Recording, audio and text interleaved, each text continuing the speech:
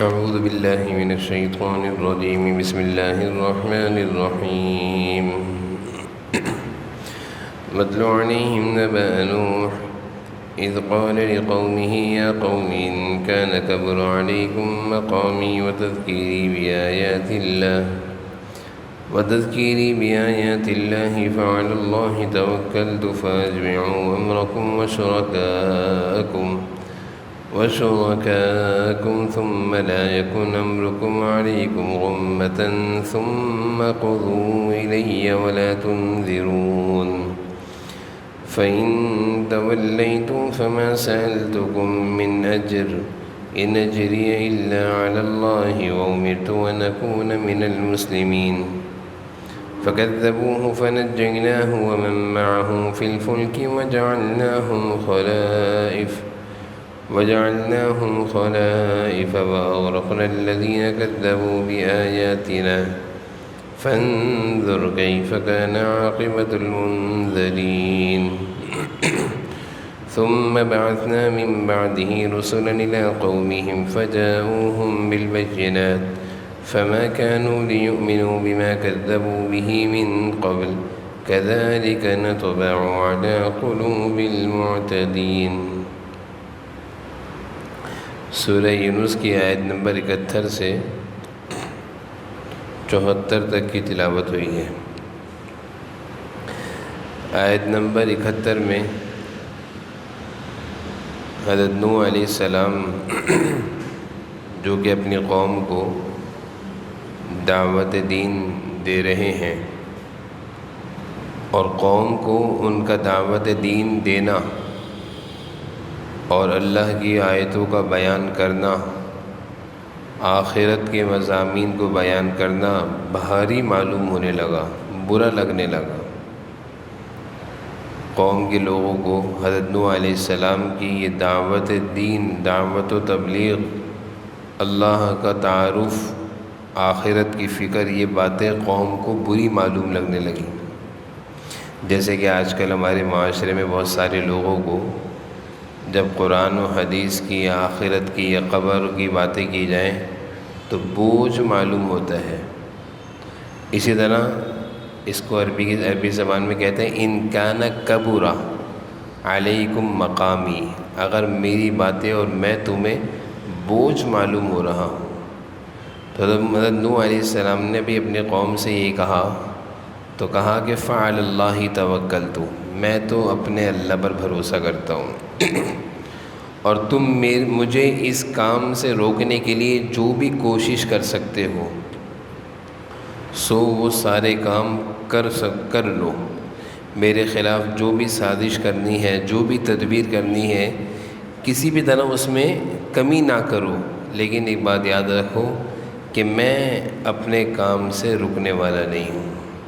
یعنی اللہ تعالیٰ نے جو کام میرے ذمہ لگایا ہے، دعوت دین کا تعارف، آخرت کی فکر، بت پرستی جس میں تم لوگ مبتلا ہو اس کی تردید، اس سے روکنا، اللہ وحدہ لا شریک اس کی عبادت کی طرف لے کر آنا، یہ میرا کام ہے. اس کام سے تم روکنے کے لیے جو کچھ کر سکتے ہو کر لو، لیکن میں اس کام سے رکنے والا نہیں ہوں. یہ بہت بڑی بات ہے حضرت نوح علیہ السلام نے اپنی قوم کے سامنے کہی. ایک طرف ساری قوم، ایک طرف اکیلے نبی، لیکن اللہ تعالیٰ اپنے نبی کے دل میں اس قدر اعتماد اور اس قدر اللہ تعالیٰ مضبوطی پیدا کر دیتے ہیں کہ وہ ساری قوم سے نڈر ہو کر، یعنی مضبوطی اور خوب اعتماد کے ساتھ اللہ پر بھروسہ کرتے ہوئے سب کو یہ کہہ دیا کہ میں کسی بھی طرح تمہاری بات ماننے والا نہیں ہوں. اسی طرح کا ایک واقعہ حضور صلی اللہ علیہ وسلم کی سیرت میں بھی آتا ہے.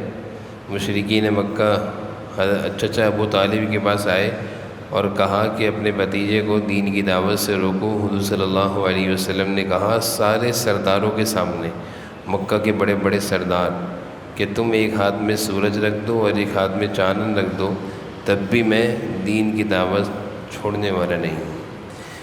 آیت نمبر 72 حضرت نوح علیہ السلام نے مزید یہ کہا کہ تم اگر میری بات نہیں مانتے تو نہ مانو، میں تو اپنا کام کرتا رہوں گا، اور ایک بات یاد رکھو، میں جو دین کا کام کر رہا ہوں اس پر میں تم سے کوئی پیسے نہیں مانگ رہا، کوئی معاوضہ نہیں مانگ رہا، کوئی تمہارا مجھ پر احسان نہیں ہے، میری اجرت ان اجریہ، میری اجرت تو اللہ کے ذمے ہے، میرا معاوضہ وہ تو اللہ کے ذمے ہے، اور میرا اللہ میری ضرورتوں کو پورا کرے گا، میں تم سے اپنی ضرورتوں کے لیے ہاتھ نہیں پھیلاتا۔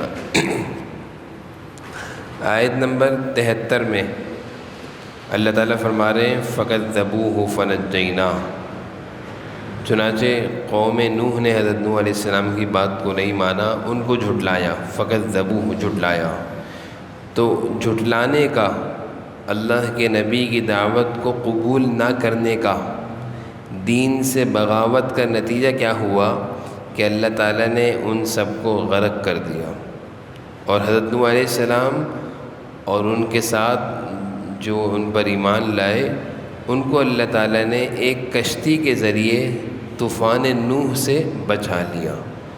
طوفان نوح آیا، سب غرق ہوئے، حضرت نوح علیہ السلام اور ان کے ساتھ اللہ پر ایمان لانے والے کشتی میں سوار ہوئے، اور اللہ تعالیٰ نے ان سب کو بچا لیا۔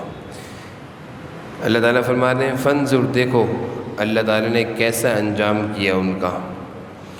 آیت نمبر 74 میں اللہ تعالیٰ فرما رہے ہیں قوم نوح کو ہم نے ہلاک کر دیا، اس کے بعد جو دوسری قومیں آباد ہوئیں، دوسرے لوگ آباد ہوئے، ہم نے ان کے پاس پے در پہ اپنے نبیوں کو بھیجا، اللہ کی طرف سے سمجھانے والے آتے رہے، لیکن انہوں نے بھی نبیوں کی بات نہ مانی بلکہ ان کو جھٹلاتے رہے۔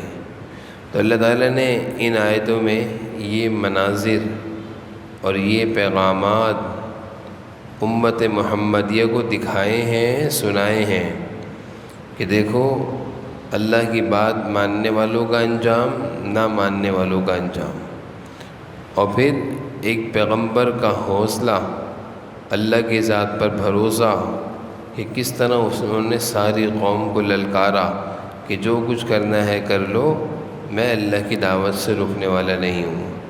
جیسے کوئی شخص سارے گھر والے اس کو نماز سے، دینداری سے، اچھے کاموں سے روک رہے ہوں، اور وہ یہ کہے کہ میں ان چیزوں کو نہیں چھوڑ سکتا، میں اللہ کے حکموں کے خلاف ورزی نہیں کر سکتا، میں اللہ کے احکامات کو پورا اپنے اوپر کرنا لازم سمجھتا ہوں۔ اب دیکھیے گا ان آیتوں کا ترجمہ۔ وَاتْلُ عَلَيْهِمْ نَبَأَ نُوحٍ، اللہ تعالیٰ حضور اکرم صلی اللہ علیہ وسلم سے فرما رہے ہیں اے پیغمبر، وَاتْلُ معنی تلاوت، علیہم ان پر، یعنی اپنی امت پر، مشرکین مکہ پر تلاوت کیجئے، پڑھ کر سنائیے کیا؟ نبأ نوح، نبأ معنی خبر، واقعات، نوح علیہ السلام کی خبر ان کو پڑھ کر سنائیے، نوح علیہ السلام کا واقعہ، نوح علیہ السلام کا واقعہ ان کو سنائیے۔ وَاتْلُ معنی تلاوت، اے پیغمبر اللہ تعالیٰ فرما رہے ہیں اے محمد صلی اللہ علیہ وسلم، وَاتْلُ ان کو پڑھ کر سنائیے، نبأ نوح، نوح علیہ السلام کا واقعہ، یعنی حضور صلی اللہ علیہ وسلم کو اللہ تعالیٰ فرما رہے ہیں کہ حضرت نوح علیہ السلام کا جو واقعہ ہے نا، اپنی امت کو بھی سنائیے، مشرکین مکہ کو بھی سنائیے کہ ان کا کیا حال ہوا، ان کی قوم کا کیا حال ہوا۔ اب دیکھیں واقعہ کیا ہے۔ اذ قال لقومہ یا قومی، جبکہ انہوں نے اپنی قوم سے کہا، اذ قال کہا، لقومہ اپنی قوم سے کیا کہا؟ یا قومی اے میری قوم، ان کان کبر علیکم مقامی، اگر تمہارے درمیان میرا رہنا، اگر تمہارے درمیان میرا رہنا بھاری معلوم ہوتا ہے، کبر مانے بھاری، بڑا معلوم ہوتا ہے، یعنی تمہیں میری ذات اور میری باتیں اور آخرت کی باتیں اور جنت اور جہنم کا تذکرہ اور قبر کی باتیں بوجھ معلوم ہوتی ہیں۔ ان کا حضرت نوح علیہ السلام اپنی قوم سے کہہ رہے ہیں ان کان کبر علیکم مقامی، مقامی معنی ہوتا ہے میرا رہنا، مقامی میرا رہنا، لکھنا چاہیں لکھیں، مقامی میرا رہنا، کبرا بڑا معلوم ہوتا ہے، بوجھ معلوم ہوتا ہے، پریشانی ہوتی ہے میری باتوں سے، میرے رہنے سے، وتذکیری بآیات اللہ، اور میں جو اللہ کی آیتیں تذکیری تذکرہ کرتا ہوں، تذکیری معنی تذکرہ، یعنی جو میں اللہ کی آیتوں کا بہت زیادہ تذکرہ کرتا ہوں، بتاتا ہوں، اللہ کی آیتوں کو پڑھ پڑھ کر سناتا ہوں، یہ سب تمہیں کیا معلوم ہوتا ہے؟ کبرا بوجھ معلوم ہوتا ہے، تو سن لو، فعلی اللہ توکلت، کیا ترجمہ ہوا؟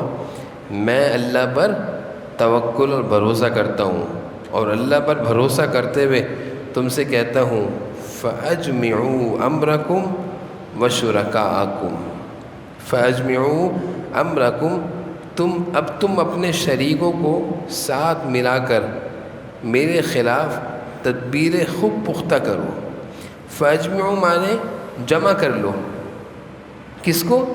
شرکاءکم، اپنے شریکوں کو، اپنے دوستوں کو، سب کو جمع کر لو، کس کام کے لیے؟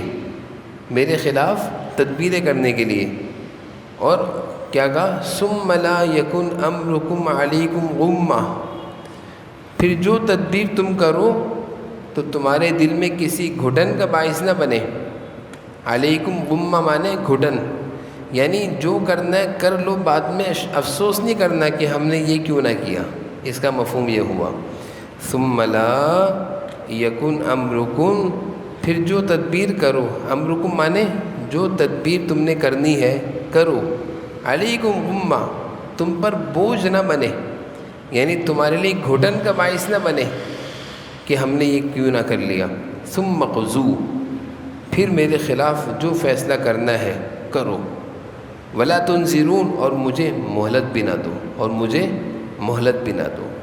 اس آیت کا مفہوم میں دوبارہ عرض کروں، حضرت نوح علیہ السلام اپنی قوم سے کہہ رہے ہیں کہ میری باتیں اور میرا رہنا اور اللہ کی باتیں تمہیں بوجھ معلوم ہو رہی ہیں نا، یہ سن لو، میں تو اس کام سے رکنے والا نہیں ہوں، فعلی اللہ توکلت، میں تو اپنے اللہ پر بھروسہ کرتا ہوں، اور تمہیں جو میرے خلاف سازشیں کرنی ہے نا، فاجمعوا، تم سب جمع ہو جاؤ، وشرکاءکم، اور اپنے دوستوں کو بھی جمع کر لو، اور ثم لا یکن امرکم علیکم غمہ، پھر کوئی بات ایسی نہ رہ جائے کہ بعد میں تمہیں افسوس ہو، غمہ مانے گھٹن ہو کہ ہم ان کے خلاف یہ بھی کر لیتے ہیں، جیسے انسان ہے نا، بعد میں کہتا ہے یار میں نے یہ کیوں نہ کیا، اس تمہیں کسی چیز پر گھٹن بھی نہ ہو، غمہ مانے گھٹن اور افسوس بھی نہ ہو، اور ثم اغزو، پھر جو میرے خلاف کرنا ہے کر لو، ولا تنظرون، اور مجھے مہلت بھی نہ دو۔ یہ حضرت نوح علیہ السلام کا اپنی قوم کے سامنے کھلا اعلان ہے کہ سن لو، جو سازش کرنی ہے کر لو، لیکن ایک بات یاد رکھو، جو کام اللہ نے میرے ذمہ لگایا ہے، جو کام میں کر رہا ہوں، اس کام سے میں رکنے والا نہیں ہوں۔ ثم انظروا مانے ثم اغزوا، جو کرنا ہے کر لو، جو فیصلہ کرنا ہے میرے خلاف کر لو، ثم اغزوا مانے ہوتا ہے فیصلہ، یعنی میرے خلاف جو ارادہ کیا نا کرنے کا وہ کر لو، ولا تنظرون، اور مہلت بھی نہ دو۔ تو حضرت نوح علیہ السلام کہہ رہے ہیں یہ سب کچھ کر لو، لیکن ایک بات یاد رکھو، میں اللہ کے پیغام جو مجھے دیا ہے میں اس سے رکنے والا نہیں ہوں۔ یہ ایک پیغمبر کا جذبہ، پختگی، حوصلہ، اللہ کی ذات پر بھروسہ کہ ساری قوم مخالف ہے، لیکن حضرت نوح علیہ السلام اکیلے کھڑے ہو کر دین کی دعوت دے رہے ہیں کہ میں رکنے والا نہیں ہوں، جو کرنا ہے مجھے کر لو، مجھے مار دو، لیکن میں اس کام سے رکوں گا نہیں۔ یہ آیت نمبر 71 کا ترجمہ ہو گیا۔ آگے حضرت نوح علیہ السلام اگلی آیت میں کہہ رہے ہیں اور اگر تم میری بات نہیں مانتے، میری بات سے روگردانی کرتے ہو، فَإِن تَوَلَّيْتُمْ، منہ موڑتے ہو، فَإِن تَوَلَّيْتُمْ، منہ موڑنا، ان تولیتم مانے تولو، تولیتم منہ پھیرتے ہو، یعنی کسی کو سمجھایا جا رہا ہو اور وہ منہ پھیر کر چل لے، اس کو عربی میں کہتے ہیں تولیتم۔ کسی کو جیسے ابا بیٹے کو سمجھا رہے ہوں اور بیٹا منہ پھیر کے چل لے تو کیا کہا جائے؟ تولیتم۔ پھر اگر تم میری بات سے منہ پھیرتے ہو، فما سألتکم من اجر، تو میں تو کوئی تم سے دعوت و تبلیغ پر معاوضہ تھوڑی لیتا ہوں۔ سألتکم مانے سوال کرنا، میں تم سے کوئی سوال تھوڑی کرتا ہوں۔ من اجر، اجر کا یعنی اجرت کا، معاوضے کا، یعنی میرے ذمے اللہ نے جو دعوت و تبلیغ کا کام لگایا ہے، میں اس پر تو تم سے کوئی پیسے تھوڑی مانگ رہا ہوں۔ ان اجریہ الا علی اللہ، میری اجرت، میرا معاوضہ کس کے ذمے ہے؟ اللہ کے ذمے۔ یعنی انبیاء علیہ السلام کا توکل دیکھیں، اتنا سارا دین کا کام کرتے تھے، ایک پیسہ نہیں لیتے تھے۔ کہتے ہیں نا میری ذمہ داری اللہ کے نے لگائی ہے اور اللہ ہی مجھے اس پر اجر دے گا، اجرت دے گا، پیسے دے گا، میری ضرورتوں کو اللہ ہی پوری کرے گا۔ وَأُمِرْتُ أَنْ أَكُونَ مِنَ الْمُسْلِمِينَ، امرت مانے مجھے اللہ نے حکم دیا ہے، کس چیز کا؟ أَنْ أَكُونَ مِنَ الْمُسْلِمِينَ، کہ میں کس میں سے ہو جاؤں؟ مسلمانوں میں سے رہوں۔ مجھے اللہ نے حکم دیا ہے کہ مسلمانوں میں سے رہو اور سب کو مسلمانوں میں سے کرو۔ مجھے اللہ نے حکم دیا ہے کہ میں بھی فرما بردار بن جاؤں اور سب کو فرما برداروں میں سے کروں، میں بھی اللہ کا ماننے والا بنوں اور سب کو اللہ کے ماننے والا بناؤں۔ ٹھیک ہے، یہاں تک سمجھ میں آ گیا؟ اب آیت نمبر 73۔ اب قوم کا انجام، قوم کا انجام، فَكَذَّبُوهُ، ان لوگوں نے نوح علیہ السلام کو جھٹلایا۔ فَكَذَّبُوا مانے جھٹلایا۔ پھر کیا ہوا؟ فَنَجَّيْنَاهُ، نجینا مانے ہم نے نجات دی۔ اللہ تعالیٰ فرما رہے ہیں ہم نے نجات دی، کس کو؟ حضرت نوح علیہ السلام کو۔ فَنَجَّيْنَاهُ مانے ہم نے حضرت نوح علیہ السلام کو نجات دی، وَمَن مَّعَهُ، اور جو ان کے ساتھ تھے۔ کس چیز میں نجات دی؟ فِی الْفُلْک، کشتی میں۔ کشتی میں حضرت نوح علیہ السلام کا واقعہ تو آپ کو معلوم ہے نا، جب طوفان نوح سیلاب کی شکل میں نکلا تو اللہ تعالیٰ نے حضرت نوح علیہ السلام کو پہلے ہی بتا دیا تھا کہ آپ ایک کشتی تیار کر لیں، ایک کشتی تیار کر لیں۔ تو اس کشتی میں اللہ فرما رہے ہیں فَنَجَّيْنَاهُ، ہم نے اس کشتی کے ذریعے نجات دی حضرت نوح علیہ السلام کو، وَمَن مَّعَهُ، جو ان کے ساتھ تھے، فِی الْفُلْک، کشتی میں۔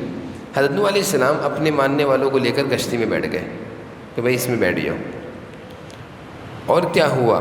وَجَعَلْنَاهُمْ خَلَائِفَ وَأَغْرَقْنَا الَّذِينَ كَذَّبُوا بِآيَاتِنَا، حضرت نوح علیہ السلام اور جو ان کے ساتھ لوگ تھے ان کو ہم نے بچا لیا، اور جو ان کے ماننے والے تھے۔ وَجَعَلْنَاهُمْ خَلَائِفَ وَأَغْرَقْنَا الَّذِينَ كَذَّبُوا بِآيَاتِنَا۔ اب دیکھیں اللہ فرما رہے وَجَعَلْنَاهُمْ، اور ہم نے بسایا، خلائف، کس کو بسایا؟ خلائف کہتے ہیں کسی کو نائب بنانا، خلائف یعنی وہ جو قوم نوح، حضرت نوح علیہ السلام اللہ کے منکر کافر، زمین پر ان کا قبضہ تھا، ان سب کو اللہ نے کیا کر دیا؟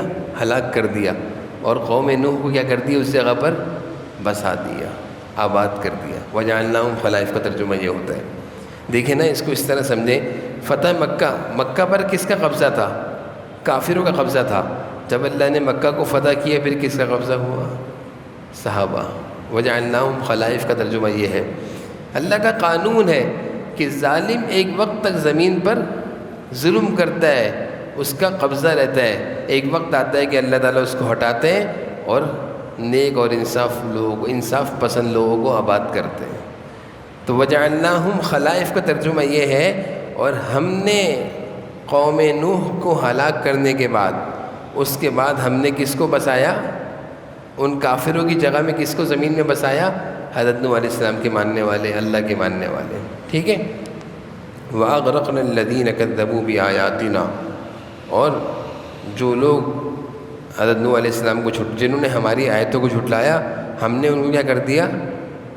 طوفان میں غرق کر دیا۔ طوفان میں جن لوگوں نے ہماری نشانیوں کو جھٹلایا تھا انہیں ہم نے غرق کر دیا۔ اغرقنا مانے غرق کر دیا، کن کو؟ کذبوا بآیاتنا، جنہوں نے ہماری نشانیوں کو جھٹلایا تھا۔ آیت کا مفہوم ترجمہ سمجھ میں آ گیا؟ آسان ہے، واقعہ بھی ذہن میں آ گیا نا۔ میں اس آیت کو دوبارہ مفہومی انداز میں سمجھاتا ہوں۔ فکذبوا، اللہ فرما رہے ہیں ہم نے قوم نوح کو جنہوں نے جھٹلایا تھا، فکذبوا انہوں نے جھٹلایا، فنجینا ہم نے نجات دی حضرت نوح علیہ السلام کو اور جو ان کے ساتھ تھے۔ کہاں نجات دی؟ فی الفلک، کشتی میں بٹھا کر بچا لیا۔ وجعلناہم خلائف اور ان ظالم لوگوں کو ہٹایا اور ان کی جگہ قوم نوح کو، حضرت نوح علیہ السلام کے ماننے والوں کو بسایا۔ ایک ظالم ایک وقت تک زمین میں ظلم کرتا ہے، ایک وقت آتا ہے اللہ اس کو ہٹاتے ہیں اور مظلوم کو لا کے بسا دیتے ہیں۔ وَأَغْرَقْنَا الَّذِينَ كَذَّبُوا بِآيَاتِنَا اور ہم نے حضرت نوح علیہ السلام کے جو جھٹلانے والے تھے اور ہماری آیتوں کو جھٹلانے والے تھے ان کو غرق کر دیا۔ فانظر کیف کان عاقبۃ المکذبین، اب دیکھو جن لوگوں کو خبردار کیا گیا تھا ان کا انجام کیسا ہوا۔ اللہ تعالیٰ ہمیں کہہ رہے ہیں فانظر، دیکھو کیف کان، کیسا، عاقبہ انجام ہوا، منذرین کن لوگوں کا؟ جن کو ڈرایا گیا تھا۔ منذرین مانے جن لوگوں کو ڈرایا گیا تھا اور انہوں نے بات نہیں مانی، انجام کیا ہوا ان کا؟ سب کے سب غرق ہو گئے۔ واغرقنا، سب کے سب غرق ہو گئے۔ یہاں تک بات سمجھ میں آ گئی ہے وضاحت کو؟ اب اگلی آیت میں اللہ تعالیٰ یہ بیان فرما رہے ہیں آیت نمبر 74 میں کہ قوم نوح کو ہلاک کرنے کے بعد پھر اس جگہ ہم نے دوسرے لوگوں کو بسایا اور پھر بعد میں دوسری قومیں آباد ہوئی۔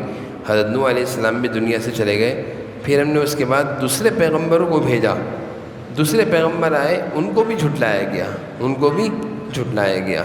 ثم بعثنا من بعدہ، بعثنا مانے بھیجا، من بعدہ حضرت نوح علیہ السلام کے بعد، رسولاً اور رسولوں کو، الی قومہم ان قوموں کی طرف، فجاؤہم بس وہ پیغمبر آئے، بالبینات واضح دلائل لے کر، فما کانوا لیؤمنوا وہ لوگ ایمان لانے والے نہیں تھے، وہ لوگ ایمان لانے والے نہیں تھے اور انہوں نے اس سے پہلے بھی جھٹلایا تھا۔ بما کذبوا بہ من قبل، اور لیکن ان لوگوں نے جس بات کو پہلی بار جھٹلایا تھا اسے مان کر نہیں دیا، یعنی ایمان لانے والے نہیں تھے۔